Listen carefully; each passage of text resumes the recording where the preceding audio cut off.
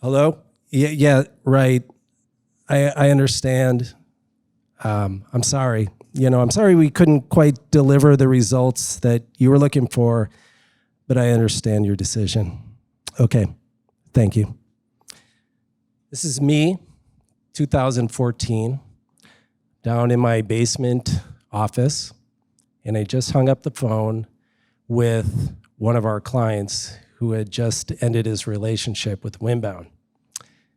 That's bad news for a young client or for a young agency. We're about a year old by that point. But it was particularly bad timing for me personally. My family had just made a big life decision change. My daughter was in high school at the time, and her dream was to become a professional dancer. And so we decided to move down to Chicago so she could train professionally.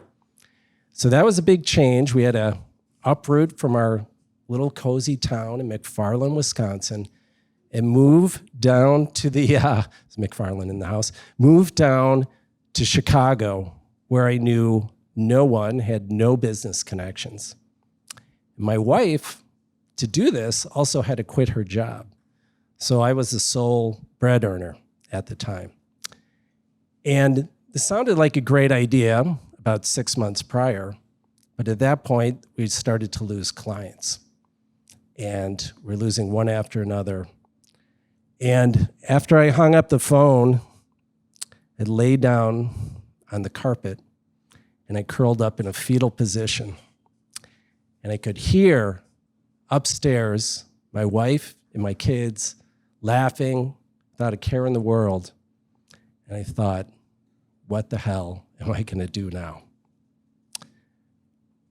The reason why I bring up that story is because while not everybody who is in marketing is feeling that pain yet and isn't in that fetal position, we're starting to feel more and more pressure as marketers. And we're feeling more challenged than we ever have before. Now, how many people in the audience are in marketing? First of all, show of hands. And then how many people are in sales?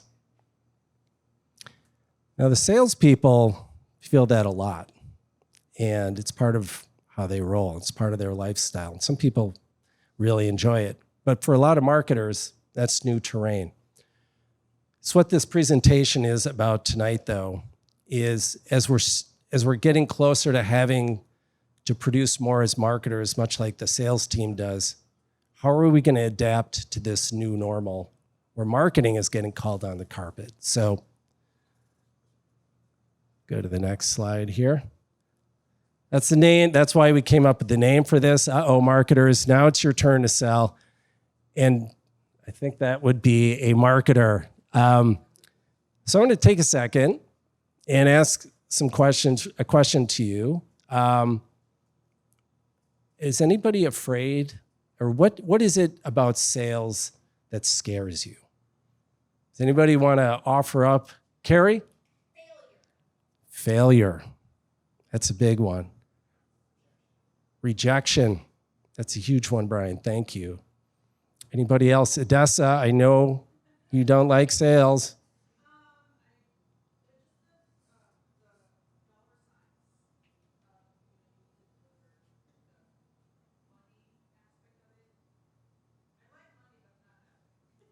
Money in terms of you. Okay.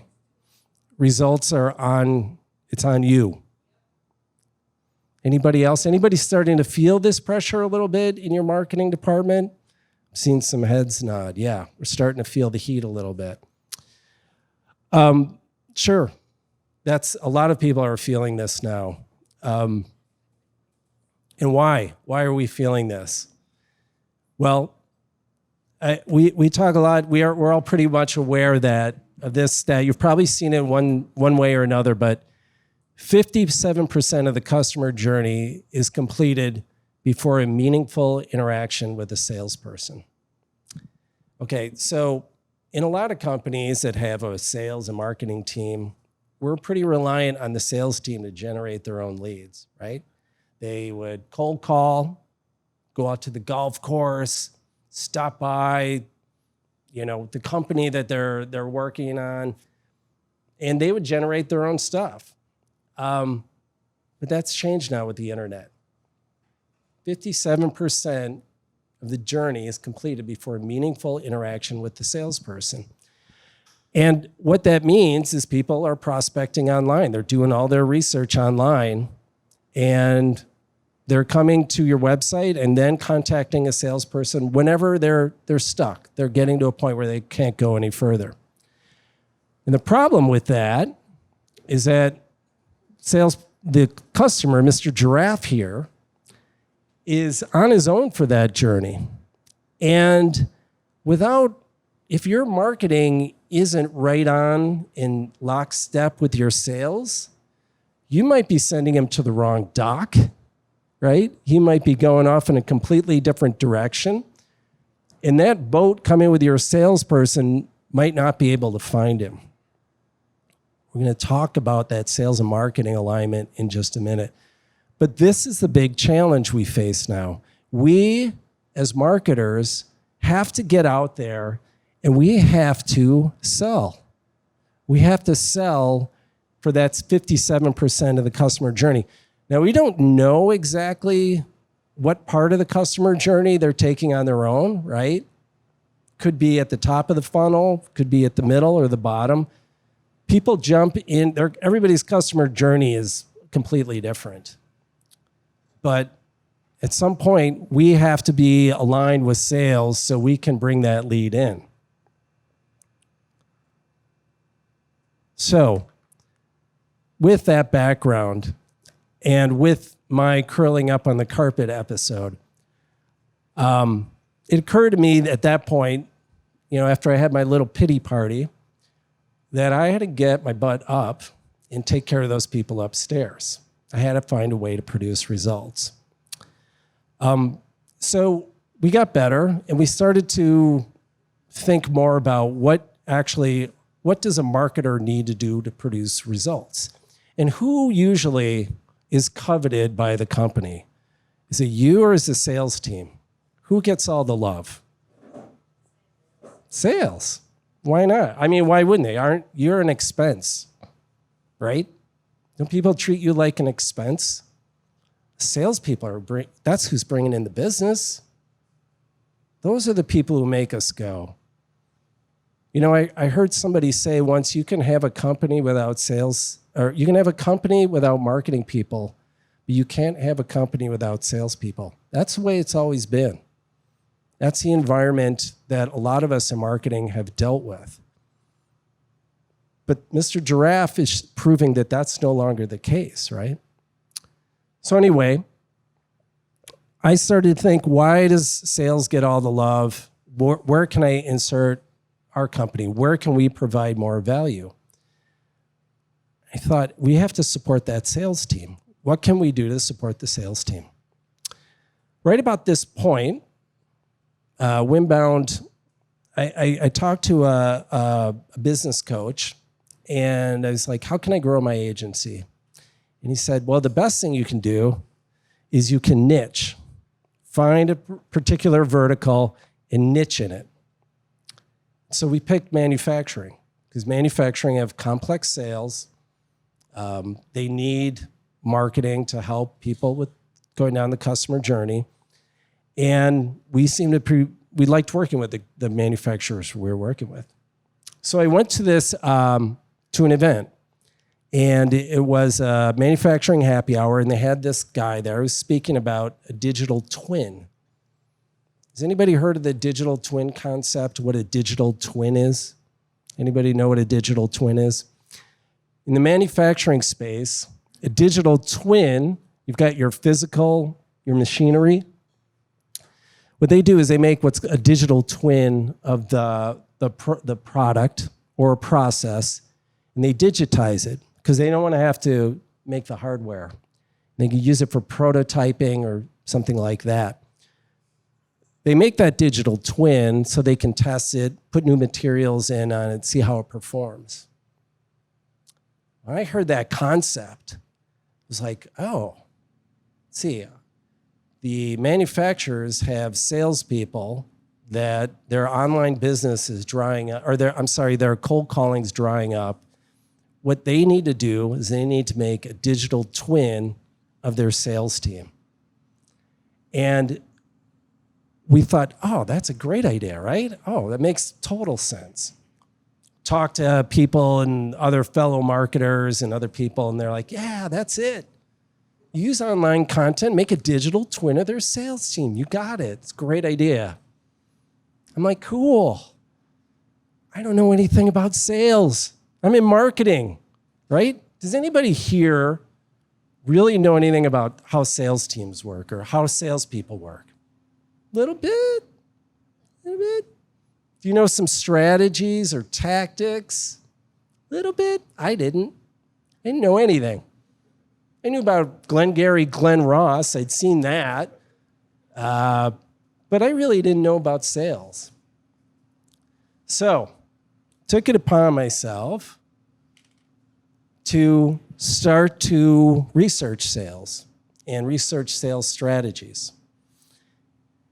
And as we started to look into it, no matter what I looked at and what I came across, the one thing that always seemed to hold true was this. And this is something you can say to any salesperson, and they'll be like, yeah, you're right. People will only do business with you if they know you, they like you, and they trust you, right? Seems completely logical. That's always been the sales mantra for salespeople going back to the dawn of salespeople, okay? But what's important about this is that it's based on human behavior. It's based on how humans act, how they react. And there's a little story about human behavior and how important it is in your business model. So Jeff Bezos, somebody asked him, what's the next big thing? What do you see coming up in the future? Now, you think the owner of Amazon would pretty much have an answer for that and be able to dazzle you with what's coming up next. And his reply was, I don't know. I haven't a clue. I mean, I have some ideas, but I really couldn't tell you. But that's not important to us. What's important to us is, he said, what I can't tell you is what I do know about how people have always acted. People always want lowest price, and they want it fast. That's what I base my business model on. Anything else, new technologies, I'm just using that to get the lowest price product and get it there fastest. Whatever happens comes along, whatever. It doesn't matter to me.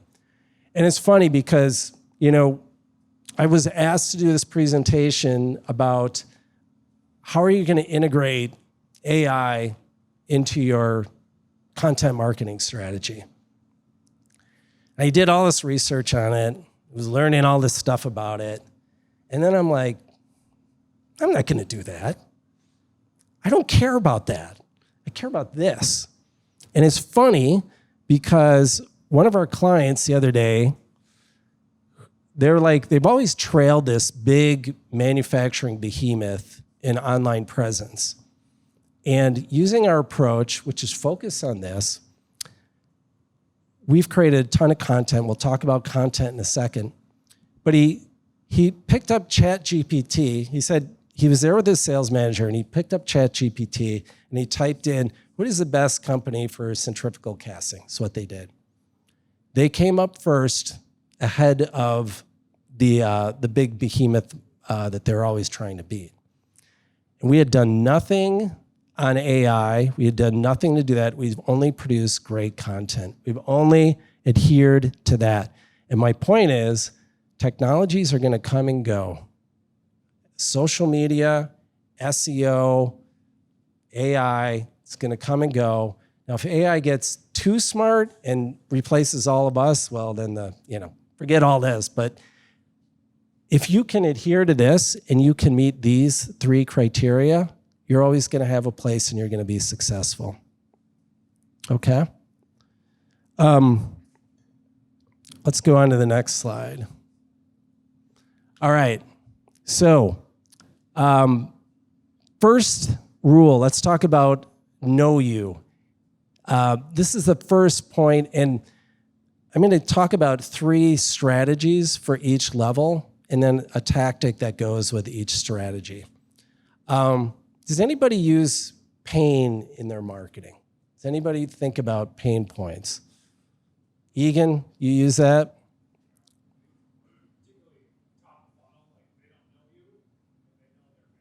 They know their pain. That's right. You said yes back there?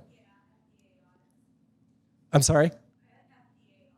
Oh, that just sounds painful. Okay.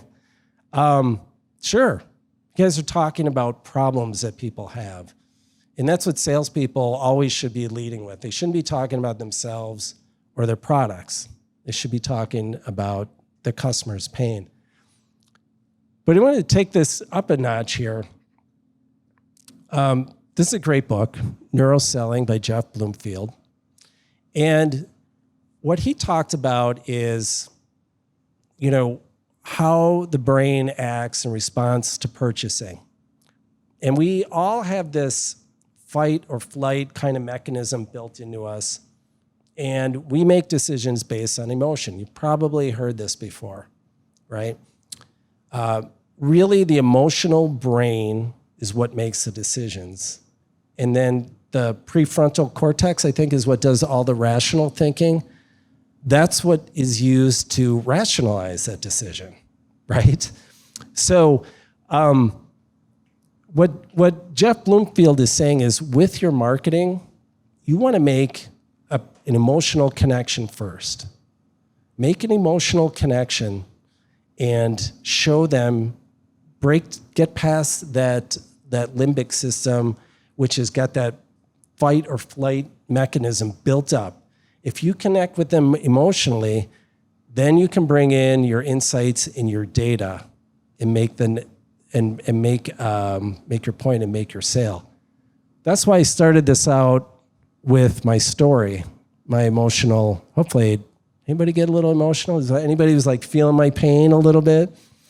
Another thing about the pain element, that what I just said there, I feel your pain. People are twice as likely to respond to pain as they are to gain. Okay, so if you think about, we can improve your profits by 50%. Yeah, okay, all right.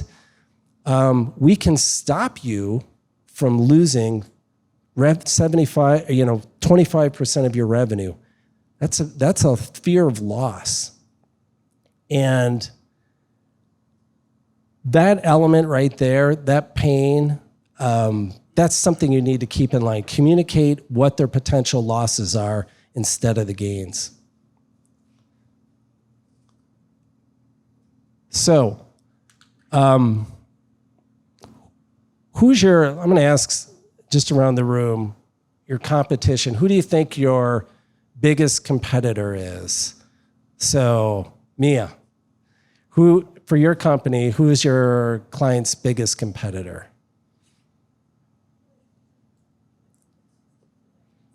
Oh, they're huddling up here. Human Design, it's another agency. Steve, who's your biggest competitor?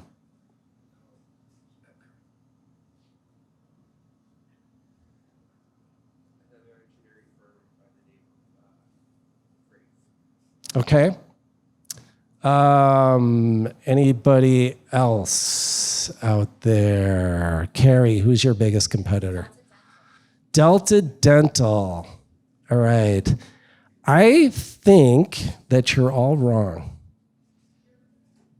I think your biggest competitor is right there. Status quo. Fear of change. Nobody wants to change. Nobody wants to do something different, and especially if they're set in their ways. This is where you need to start. You need to convince somebody that the pain of the status quo is more intense than the pain of switching to your solution. If you can get past that hurdle, you can interject yourself into the equation before they get to the competition. So I'm going to show you a video in a little bit of one of our clients. And we were surprised to find out that when he was looking for solutions, he wasn't pitting us against competition. He was actually looking a level up. He was looking at us versus a different type of agency, a different type of marketing agency. He was thinking about in-house, bringing a company in-house. What my point with that is, either you've got the status quo or people don't want to change, or they're thinking in terms of bigger picture, like you versus somebody in an adjacent industry, or doing their thing in-house before they get to the direct competition. Either way, the pain of the status quo is what you need to focus on. And this gentleman right here, I'm going to play this little video here, and this is getting in the weeds here. This is Phil Vines. He's going to be talking about how to adjust bulk purchase orders for retail fixtures. So now these guys do inventory consolidation for stores like Dollar General who want to open up a new store. And what they do is they take all the fixtures that are in the store, they house them at their warehouse, and then when it's time to order, put them all in a truck and ship them down to the store. Well, when we talk to Phil about what is the biggest pain point, we're going to talk about the technique for this. He talked about what was really facing the customers, what they were up against. More and more manufacturers are requiring bulk purchase orders for retail fixtures. And if you're used to having fixtures shipped directly to your store sites, that may no longer be practical or even possible. Status quo. These industry changes mean a lot of retailers need to solve challenges they never expected. In our detailed blog post, find out how retail fixture consolidation can help you adjust to the new demands of bulk purchasing. Just click on the link in the comment or description section to learn more. Okay, we got to get Phil a new mic, that's for sure. But the point there is he didn't talk about his product till the very end and just hinted at it as a solution, led with the pain. This is something we've got on a client's website, and it's basically the status quo versus the client handling it. And we went through point by point talking about each individual issue. So pain of status quo greater than the pain of change. All right. Question for you. What kind of salesperson do you like to deal with? Okay. Let's say you're going to go buy something. Can you tell me what kind? I'm sorry, I forgot you. Courtney, what kind of salesperson do you? Somebody who listens, somebody who's not pushy. Okay. Chelsea, who do you like to deal with? Okay, so you're in that 95% of the customer journey you want to take on your own. Okay. Greg, what about you? I'm sorry, is it Greg? Gray, sorry, Gray. Yeah, what kind of person do you, what do you want their style to be like?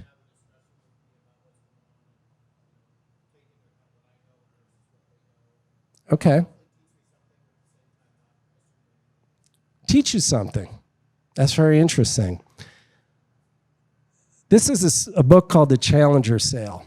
It was written by Matthew Dixon and Brent Adamson. They are market researchers. They are not salespeople. And they work for Gartner. I suppose some folks have heard of Gartner. It's a big B2B, it's just a big market research company. So what they were doing is they wanted to find out what is the best type of salesperson. What is the most effective salesperson for a B2B complex sale? And when we're starting to work out and develop the digital twin and model it after the best salesperson, quite naturally, we look at the challenger. And I said, well, this is it. They've proven it. They've done all the research. The most effective salesperson is the challenger. They have a different view of the world. They love to debate. They push the customer. And they don't push them. They're not pushy. Somebody mentioned being pushy. Courtney, they're not pushy. They push some new ideas on you. They show you a different way of doing business that will help you improve your business. They have a strong understanding of your customer's business.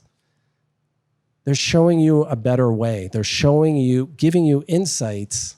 Insights is key on how you can do things a better way.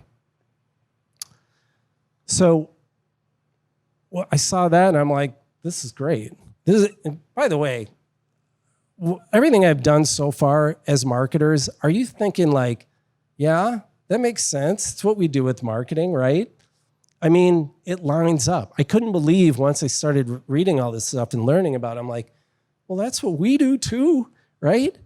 But wait a second, if we can line this up correctly and we can take a lot of these strategies, we can do this even better. So the challenger insights, they start out with the pain points as well. But then what they try and do, and this is really interesting how they do this, they take what is your core product or service, okay, and what is the things it does. So Xerox manufactured a color copier, and this thing was lightning fast, produced great color copies, I don't know, collated, whatever they do.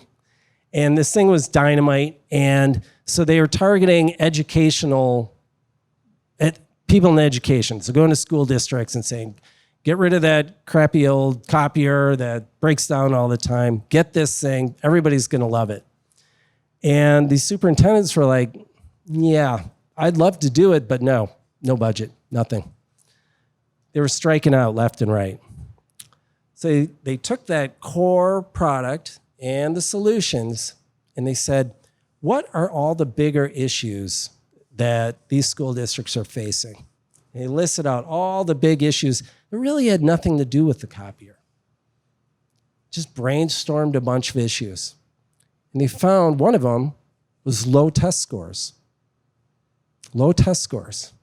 So then they started to do some research, and they found out that colors help kids remember more. Colors improve your retention skills. Steve's like, aha. And they said, an insight to solve someone's pain. So what they did is they put together a whole campaign about how color can improve test scores. And they sent it out to all these superintendents, and they started to get meetings. And there was no one else on the bidding process. It was just them. That's called the reframe. And the idea behind the reframe is you take what are your issues, what are the issues and the challenges that we talked about that you're solving, then you tie it to something bigger. You take them down in what they call the valley of death. You just drag them down even further. And you back it up with research. They call it, Challenger Cell, they call it rational drowning. You back it up with research, so they've got nowhere to go. Here's Windbounds. If your sales approach just isn't generating new business like it used to, it's likely because nearly 80% of sales interactions are now taking place in digital channels, according to Gartner research. As cold calling and trade shows become less effective, what is your sales and marketing team doing to address the shift toward digital channels? Well, most manufacturers and B2B companies hope to solve the problem by engaging in digital marketing. However, those efforts often fall short, as only 44% of manufacturers have been able to generate sales. This is according to the Content Marketing Institute. Bigger issue. Why can't marketing pick up the slack? Well, one of the biggest reasons is the lack of sales and marketing alignment. Manufacturers report it's one of their top challenges, and research shows companies that are not aligned can actually experience a 4% decrease in revenue. That's because all those marketing dollars are spent on leads that sales doesn't want. You need to bring customers to your website with your digital marketing, but you also need sales and marketing alignment so those visitors turn into revenue generating leads. And that's what Winbound's digital twin sales and marketing approach is all about. What we do is use online content to recreate a digital. Okay. Enough of that guy, but I get into, some more about what we do, but I wanted to show you the reframe there. And this is the document, the sales and marketing strategy document that we do for our clients. And it's actually written, there's a book called New Sales Simplified by Mike Weinberg. And this is a one-page document from the customer, what you do for the customers, to the problems and challenges, to the capabilities, to the differentiators. Once you've got that, and once you've got your bigger issue, you can come up with the reframe. And the best time to bring out the reframe is when you're starting to work on this strategy document. And we've been in many onboarding meetings, and we've brought up the issue of what is the bigger problem your customers are facing? And I swear, every time those salespeople know exactly what it is. They know about the bigger issue. And once they say it, and once you get them to say it, they've basically got your marketing plan started for you. They've got that top of funnel content created for you. I was just on a call with a guy today. We were talking about printed circuit boards. I said, but what's the bigger problem? Well, it's actually their inventory of keeping track of these. Oh, there we go. Got a strategy, right? So, know you, pain, like you, insight. So you're showing them a better way to do their business. Who doesn't like somebody who can do that? So now they're interested in you, right? They like you. Are they ready to do business with you? Well, if you can prove to them that you can help them, you definitely know their problems, sure know their insights about how to solve them. Can you do it? That's where we get to the proof. Has anybody read They Ask You Answer by Marcus Sheridan? All right, Brian. Do you like it? Good book? What Marcus Sheridan's big point is. So Marcus Sheridan is a guy back when HubSpot was actually just coming into fruition. He was a big HubSpot guy. And Marcus Sheridan sold swimming pools. And this was early in the day when people were starting to generate content online.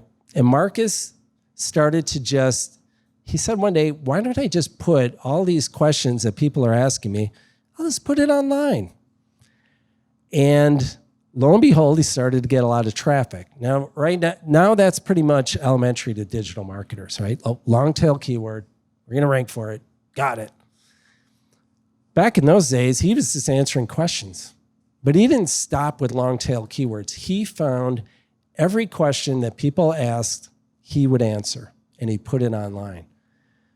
Does anybody out there ask your salespeople, what are your customers asking? Do you get those insights? Do you write it up? Do you put it online? Good.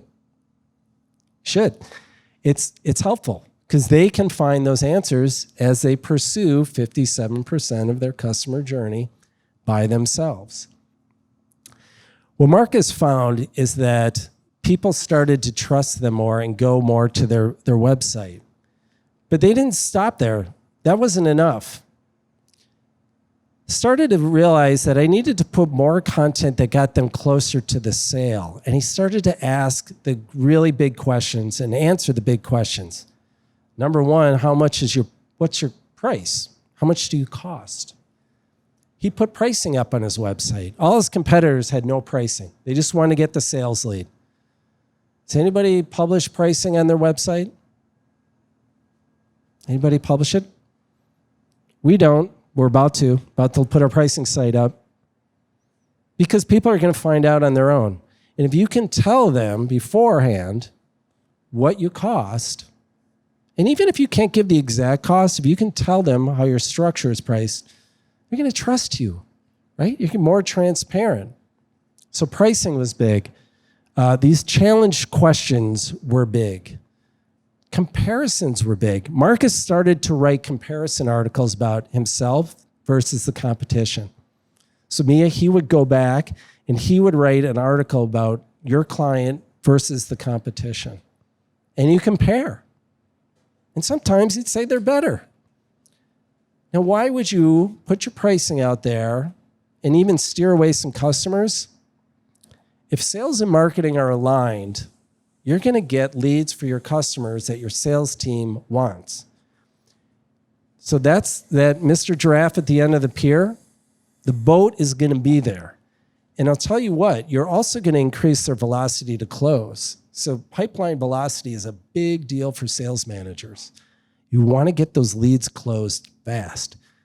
You get an informed prospect and you close them faster. They love you. They're going to love you for it. Suddenly, it's not going to be just sales that everybody loves and management talks about. It's going to be you because you're helping. You've got metrics on how you're aiding the sales team. Not only that, once you start generating leads, they're really going to love you. We had a client the other day. He said to us, I'm never going to a trade show again. It's like, I've spent so much money on that. You guys are just getting me leads. You need to make that kind of presence felt. Get yourself up off the carpet and become an integral part of the sales and marketing operation. So, who's done any case studies? Okay. Obviously, Egan, because he is an astute digital marketer. Is anybody, so nobody else has done case studies? Carrie, okay. Do you interview your clients? Okay, good. So it's very important to get the voice of the customer in there. One thing we've been doing, and besides the voice of the customer, you obviously want to get metrics involved.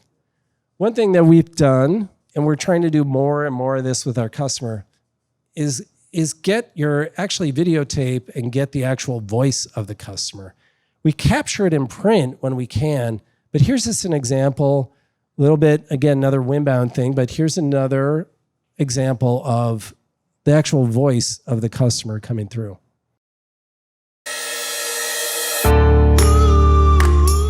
I am Greg Whitman from Spuncast Centrifugal Foundry, and I'm the Vice President of Sales and Engineering. We're a very traditional manufacturing company, and our expertise is not at all in marketing. And as marketing has moved into really only the digital arena, we had zero footprint in that space.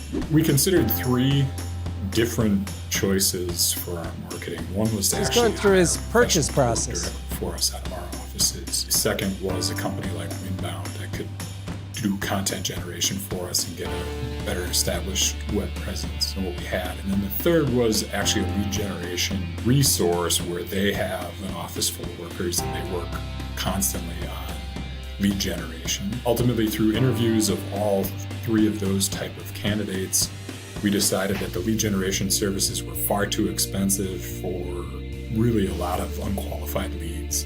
We didn't feel like we were getting any bang for our buck, if you like. We really struggled to find anybody who could meet all of our criteria to be an internal hire that could do all the different things we were looking for from a marketing standpoint. And really only Windbound offered the ability to create the content, to track the lead generation, to track the success rate, to really get us out there in the world in a way that was really the mirror of the digital twin of what Spuncast wanted to present on the web. Because it's very important to us that any of our marketing tools sound like us and look like us. Well, the results are phenomenal. I would say we had Oops, I'm going to stop it there. And what's funny is that's about the 2-minute mark. And he goes on for like another minute. And I was showing it to one of my writers. He's like, he can't stop. And I'm like, yeah, I mean, it's kind of getting boring after a while watching it, but it's not when you're purchasing something, right? You want to hear, you want to be reassured. You want to appeal to the logical part of your brain and help you rationalize your buying decision. But what's really important about that, I was talking to a guy, he's like, I think, what did he sell? ERP implementation systems. And he said, I do the same thing as a lot of people, and I give them the same spiel that a lot of people do. But when they say, can we trust you on this? And is this going to be effective? I say, just go talk to my customers. This is one way through the digital world you can get them to talk to your customers. And I know that a lot of people don't do case studies because clients don't want to talk. It might be highly confidential things, but you can gate this too.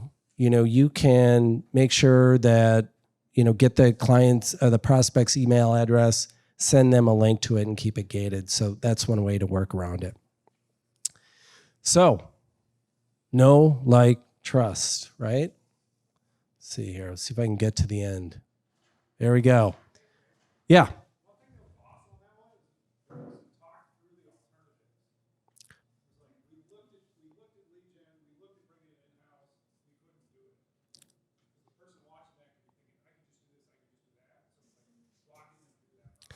I'm glad you pointed that out. Thank you, Egan. What was kind of funny about that was before the interview, I sent him all our know you, like you, trust you stats. So we actually, when we get this, we line up our stats. Oh, I'm sorry. So the question came in from Egan was, he said that Greg Whitman was talking about all the comparisons he was making when he was shopping for us for a solution. So I prepped him with all the know you, like you, trust you metrics that we track. So we track know you impressions, like you website visits, like you're in your shop. Trust you is actual leads. And I gave him all those metrics, and he didn't say anything about them, but he told his own story, told in his own way. And then, when he did that run through, I was like, that's when I finally realized it's not your direct competitor all the time. It's the status quo. He talked about an adjacent category from us, lead gen, and he talked about DIY, do it yourself, hiring in-house. That, I realized that's our biggest competition. So know you, pain, like you, insights, trust you, proof. If you rely on those fundamental elements of this, that's sales and marketing right there. You can go and talk to your sales team. You can integrate them into the conversation and into the overall approach. And you'll meet Mr. Giraffe at the end of the beach, or at the end of the pier. And I have one more thing I want to just share with you. I want to wrap it up. So that's Anna. That's my daughter. She is on stage with the Latin singer Sebastian Yatra, who is on the El Canto soundtrack. She trained for 2 years down in Chicago, and then got on a plane at the age of 18, flew out to LA, and started a room with some fellow dancers, and just auditioned and worked her butt off. And eventually landed this gig with Sebastian Yatra. She's toured all over Europe, South America. She's played in front of a crowd of 70,000 in Spain at an outdoor festival. And the icing on the cake is this young man right behind her is her boyfriend, Jake, and they got on the tour together. And it's been the dream of a lifetime for them to dance together on stage. And in Medellin, Colombia, in front of a crowd of 17,000, he got down on one knee, proposed to her. So dreams can come true. You can help people realize their goals. You're just going to have to pull yourself off the carpet, try something new. You can do it. Thank you very much.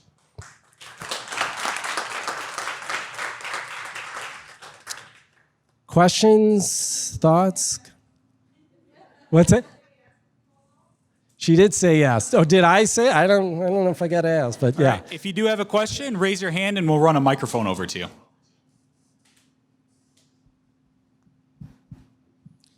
No questions is either a good thing or a bad thing. How many people think that this, I'm just curious, I like your honest feedback. How many people think this would be a big lift to try and implement some of these principles with what you're doing? Is that going to be difficult to do, or does it sound feasible?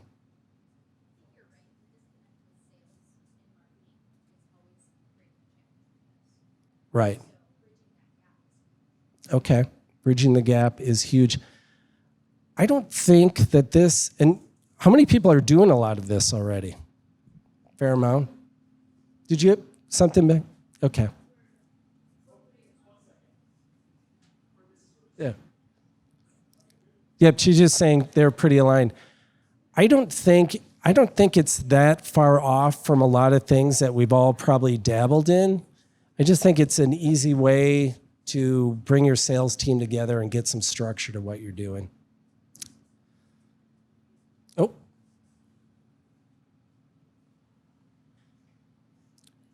I was just wondering if you could comment a little bit on the amount of time, energy, and effort it takes to really actually bring marketing and sales into alignment and get all of that energy flowing in a way that is productive. Because, and I think it also depends like the scale of what you're talking about, but it's not necessarily a small task. It is not. No, it is not. It all depends on the size of the company.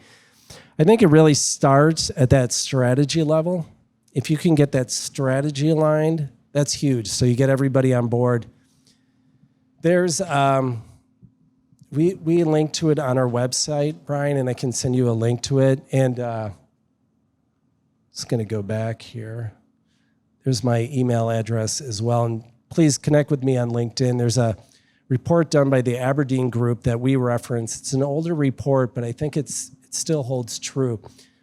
That's what I referenced in that video where it says that 20% of the companies, that if you're in alignment, you can experience a 20% revenue growth, but if you're out of alignment, you could experience a 4% decrease in revenue. They went and they listed all the elements that are part of sales and marketing alignment, and there's a lot of them. One of the big ones is communication. Communicating to the sales team what kind of content you're producing, what you're putting out there. I'm actually going to be talking at Social Media Breakfast. Anybody here go to Social Media Breakfast? I'm going to be talking, if you can take any more of me, I'm in July about how to get your sales team engaged on LinkedIn. I think LinkedIn for salespeople should be more about referral networks than lead gen. I think it should be about building a referral network and expanding your network that way. And you know all about that, Brian, right? I mean, it's all referrals. But you can still tie them into the overall marketing program. You can tie them into the impressions, which is one of the metrics we measure. But yeah, it's a lot. And there's a lot of checkpoints and a lot of things you have to do. But it's like any relationship, right? It takes a lot from both parties, and it's the more structured you get and the more checkpoints and the more communication you have, the more successful it'll be. I have no easy answer for you. It's a lot of I think it's more like, can we commit to it and can we follow the best practices? Yes. So in my experience, I found a lot of manufacturing companies will take their top salesperson and elevate them to the marketing director. Right. Have you found that? And how do you deal with that? Because a lot of times they have no knowledge of marketing whatsoever. No idea. Yeah. That we found that all the time. Take somebody who is a technician and send them to a trade show or give them a budget to take people out to dinner. The problem with that is, that they have no marketing. So there's billion-dollar manufacturers out there. There's maybe not $1 billion, but there's multi-million-dollar manufacturers out there with little or no marketing presence. And they maybe have a website, but that's it. It's a brochure website. They are not on board with this. And the manufacturers who are making the jump to digital are eating their lunch. So I think it's going to have to be market pressures. But what we tried to do with the digital twin is that was our way to say, we're going to meet you halfway because we know you are a sales-driven organization. We're going to make a salesperson for you, but it's going to have to be in the digital territory. We're going to structure everything like that.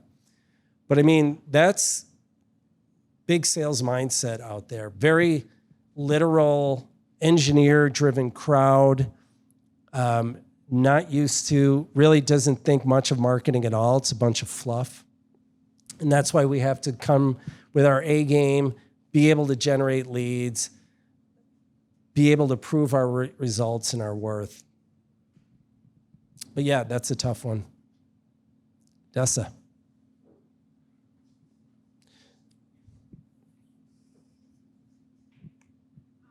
Greg, my beef with the marketing and sales alignment is, marketing does all of the, the content and everything, website, newsletter, and then the sales team gets the commission when we get a sale. So what do you think, what can you say about that disparity between the sales, you talk about sales and marketing alignment, how do we align the money side of it? And what could you give, advice to marketers in here who maybe want to advocate for themselves, like, hey, if the sales team is getting a cut of the pie, marketing is doing something, shouldn't we get also a cut of the pie? That's controversy. Cool. That's great, Adessa. That's a good idea. Are you telling me you're willing to lower your base pay? I'll give you a commission. You got to earn it. Well, then, I don't know. I don't know. That's a good question. I think a lot of companies are starting to look at that. Like, can we compensate you for producing? Bonus you out, right? I mean, that's how we do it at our company. It's like you get a base pay, but if we hit our profit, you should get part of it. I don't know. That's really going to depend on the company. But I just think in today's day and age, if you can bring in really highly qualified leads, you should be getting paid a little bit more, and you could advocate for it. But you're going to have to you might have to put your salary at risk there a little bit. That's tough. But there's a big saying in that too, in sales and marketing alignment, your number is my number. So if you can have a shared goal, maybe not shared compensation, but a shared goal that your compensation is based off of, that's one way to do it. Okay, Steve, did you have a question? And then I'll let you poor people go home.